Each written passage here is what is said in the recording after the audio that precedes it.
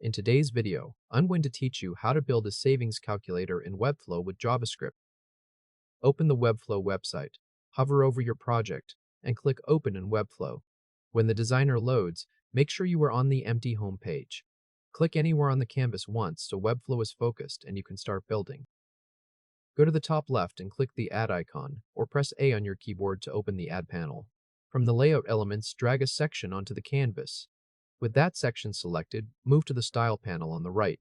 Set the padding to 40 pixels on all sides so the calculator has some space around it. Now go back to the Add panel. Drag a div block into that section and drop it inside. This div block will hold the form and the result text. Next, we need the first input field. In the Add panel, search for Form, then drag a form block into the div block. Webflow adds a default form with name, email, and a button. Click the name field and delete it. Click the email field and delete it. Click the default button and delete that too. Now search for input in the Add panel, and from the Forms section, drag an input element into the form. With this new input selected, open the Settings tab on the right side. In the ID field, click into it and type the identifier for this first input. Enter currentCost. Then change the field type to number in the same settings panel. Go down to the placeholder field and enter the placeholder text for this input. This makes the field ready for a number and clearly labels what belongs here. Now add the second input. Drag another input element into the same form, placing it below the first one. With the second input selected, click Settings on the right. In the ID field, type newCost. Change the text type to number. Then set the placeholder text.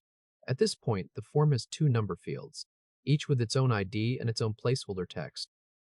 Now add the button. In the Add panel, search for Button. Then drag a form button into the form below the second input. With the button selected, click Settings. In the ID field, type calcButton. Then in the button settings area, change the button text so it describes the action. Type Calculate My Savings. That gives the form a clear action button the script can connect to. Next, add the result text. Open the Add panel again and drag a text block from the typography section into the div block, placing it below the form. Click into the text and replace the default placeholder text with a starting message. Type your savings will appear here. Then open Element Settings for this text block and go to the ID field. Type Result. If you want the result to stand out visually, open the Style panel and increase the font size so it is easier to notice. Now we need a place to hold the JavaScript. Open the Add panel again and search for Embed. Drag a Code Embed element onto the canvas below the div block, but still inside the same section. As soon as you drop it in, the HTML embed code editor opens in the center of the screen. Inside that editor, paste the full script from the pinned comments.